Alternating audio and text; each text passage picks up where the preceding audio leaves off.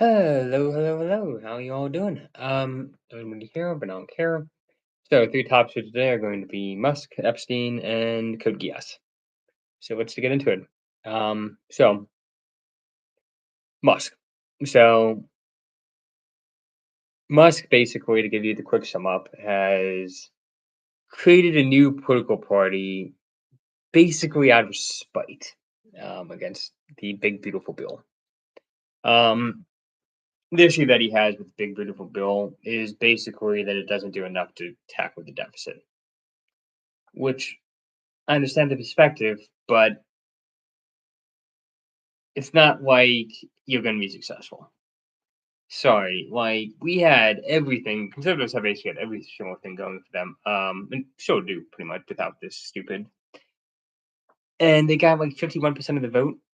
And Democrats, for all of their policy problems, they know how not to attack each other. Like some trigger discipline, please. And it'd be one thing if it was just Musk's reputation or whatever, but it's just like he's one guy.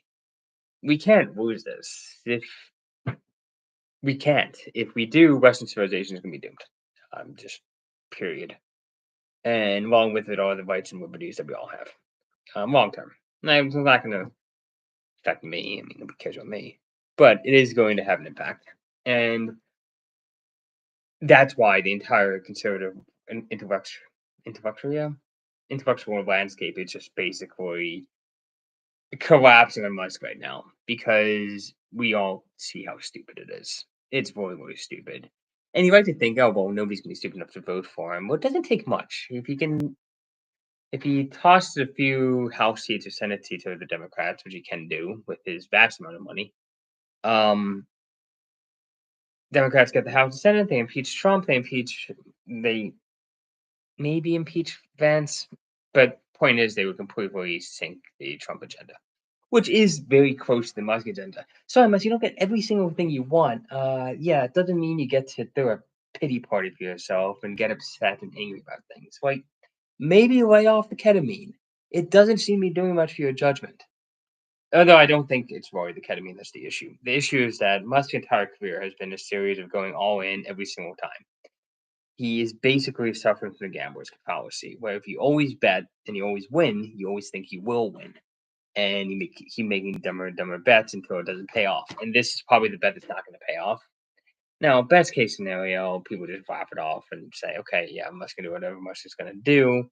And that seems to be the current strategy. I hope it works. Again, I've been saying for a while, we need to practice some damn trigger discipline as conservatives because otherwise we're going to be outgunned. Politically, of course. Nothing actually. Not going to be a civil war. We're all too addicted to our lattes and milk and frappuccinos to have a civil war. But I'd rather not lose my ability to have free speech. I'd rather not invite replace our culture with. I'd rather not have what's happening in Europe happen here. I'll just put it that way. Um. So yeah, I think Musk is just throwing a temper tantrum. He's a trillionaire throwing a temper tantrum. That's all it is. But it's so stupid for him too. His influence basically comes down to his money. And he's already basically pissed off the entire left with the supporting Trump. Now he's pissed off the entire right. Who is going to exactly buy the Teslas? And like, yeah, I know SpaceX is the best game in town, especially with Starlink. I'm not sure if that's related or not. There will be other games in town, and people are going to be inclined to buy the other games in town. It's kind of like the same mistake Israel was making. It's like, oh, we're gonna go against America on something. It's like, are you mental? Are you stupid? Do you realize that like the conservative right, people like me, for all of us being squishers or whatever, we're the best game in town for you guys. You guys don't have another option. Sorry. It'd be nice if you did. You don't. We're the good guys fighting against the evil board. Maybe cut us some freaking slack, please. Yeah, the beautiful bill. No, it's not perfect. Nobody thinks it's perfect, but it got done. And then you can make adjustments as time goes on, like you do with any project of any project. You start with something and then you change it. That's how anything works. And it's really shocking that Musk doesn't understand that. I'm convinced now more than ever that he's not the one who manages these companies. He is the investor, the hype guy. He is not the manager. He doesn't have the detail mind for it. He's not as smart as he thinks he is. That's kind of the issue. No, Epstein. So they said that there is no Epstein list, and everybody's pretty universal saying it's bullshit. What do I think happened with that? Well, do I honestly think Trump is involved with it? No, I don't. But I think that some other people might be. So if you really want to, like, now I actually haven't heard Trump say anything about it, which means it is probably false because he wouldn't flat out lie about that kind of thing. So what I think is that probably not Trump, but other people of the conservative leadership class are listed in the Epstein file. So probably people in the center right, not the far right, because I don't really think anybody in the actual far right is going to be involved in that. They wouldn't be invited. Um, so probably talking people like hate to say it, but probably Ben Shapiro or like that class of people. Not making any accusations. I know nothing. I'm an average person. Just I've noticed the Daily Wire has been surprisingly quiet about it. Well, meanwhile, the independent groups have been more on broadcast about it. So that tells me that maybe the bigger names are probably involved and the lower names aren't. That would be my guess. So the question is, again, it was probably the same discussion I was had with Biden folks. The cost of releasing the list was greater than the benefit of releasing the list. So in the cost benefit analysis, it was better not to release it. I don't really care. I think it should be released anyway. Um, no, controversial opinion. This is opinion I got from somebody else. Um, if an 18-year-old and 18, 20-year-old woman was on that island, that's kind of par for the course right now for how dating, whatever you call it, dynamics work. Yeah, a bunch of beautiful women took a bunch of money to be with a bunch of old, ugly rich guys. Yeah, that's the current with dating landscape, like it or not. So I don't really consider them victims if you're 18, 19, 20. Like, I'm sorry, that's a very 1950s view of how things work.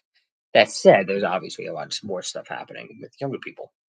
Um, and also, I just wanted to be out in the open. Yeah, if you did nasty, if you're a perv, if you're a creep, you should that should be in the public. You make fun of all of us random guys for being creeps and pervs all the time.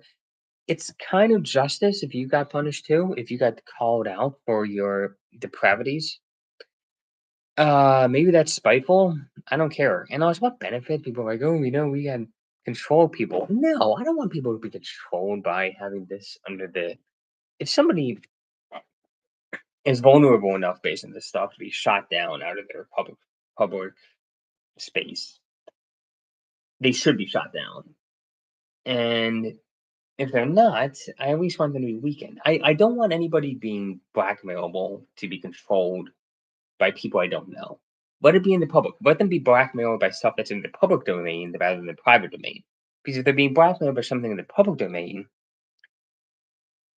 nobody really has any power over them, so they might be evil, but nobody controls them. If it's private, then they could be controlled behind the scenes, and that's what we don't want. We don't want people behind the scenes controlling everything. Um, it's just not a good thing. So yeah, do I understand the logic behind not releasing the voice or denying that it exists? Yes. Do I still think it's stupid? Also, yes. It should be released. It should be made open. We all know it. Also, I'm like 50% sure, 50-50 on whether Epstein's actually dead. Like, doesn't the entire thing seem a little bit cinematic to you? Oh, he died in his prison cell, and all the cameras went out, and I'm like, really? Such an important person, knew so many important people. He actually died like a punk. Seems a little bit contrived, don't you think? Yeah, so I think actually I'm 64. Yeah, I think Epstein is probably still alive. He didn't kill himself because he's still alive. That's probably what happened. So yeah, release the files, but they're not going to, and I get why, especially if you know these people, if you know people who might be involved. Disappointing as hell, though. Gotta say that. So next topic. I started this anime, Code Geass. My best friend recommended it. Quite good so far. It's not amazing. It's like it's good. It's interesting plot. It's not amazing. But I do really like it for two reasons. One, it's got this whole trope of two people being best friends who secretly are on opposite sides of a war that has a lot of impact. It's kind of a it's really, really good trope. Persona 5 with Akechi and Joker is another example. Another example would be, well, not Batman. And I think Javert and 24601 and The Miz might be an example. I think they know each other. Yeah, they do know each other, so that would be an example. Another other examples include Death Note, maybe. But anyway, there's all these examples of two best friend characters that have kind of a romance, sometimes more, who basically know each other in real life, and then they also have their secret lives that are completely opposite and diametrically opposed, and they don't know. It's such a great trope. You can do so much with it. And Code Geass is another example of that. And it's just fun. You basically have two childhood friends who one ends up working for the Great British, the revived British Empire, and the other one is leading a revolutionary force against it. That's the other thing that's very, very clever, is that ironically, the person fighting against the British Empire basically is a Ubermensch type character who controls everything behind the scenes and is like super, super competent. And the character that's on the side of the British Empire believes in equality and is nice at everything. So they're actually kind of on the side, they're each on the side that doesn't represent their own ideologies, which is really, really fun. And they don't know it, and they really, really like each other. And it's just really, really funny. You know it's all gonna end in tears. And in the meantime, there's so much drama to get out of it. Um, but it's also interesting because it actually shows off the ideologies of me and my best friend. My best friend is very much she's a sweetheart. She likes the she's a sweetheart. She's on very much firmly on the left. Believes everybody is equal and everybody's just being nice to each other, and that all these nasty competitive people should be just calm down a little bit. Meanwhile, I'm much more on the side of competition, fighting, and the competition of ideas and chaos. So she believes in order, and I believe in chaos. So the two ideologies that we both represent, very much in line with this. And what's even funnier for me is that she doesn't really know my political predilections. I certainly know hers. But so you have that same dynamic of opposite sides, and one's like I know her side, she doesn't know mine. So it's kind of it's basically the trope of our friendship, which is just it's just so good. But anyway, it's a really good anime. Of course, my difference is that I actually have changed a lot of my views to be more on the economically at least centrist, if not. I'm more suspicious of capitalism than I used to be, just mostly because I've met the people who won the game of capitalism, and they're not hot shit. They're just kind of they tend to be very, very boring people who don't think for themselves and are really good at fitting into bureaucracy. They're not people who like are impressive in any way. I'm disappointed as hell with the people who do well under capitalism. It seems to be mostly people who are really good at just being popular. Um, so that's the main reason I'm like, well, if it's not actually discovering the best, then what's it doing? Also, the society as a whole, the deal was is that people get to be really, really rich, and in return, things get better. Things aren't getting better, so why do they still get compensated like things are getting better? They broke the deal. The deal should change. That's how it works. Should work. So people do change. Point being, though, Code Geass, I like it. It's not the best thing ever. Like, it's not the best anime I've ever seen. Um, you start to get used to some of the tropes.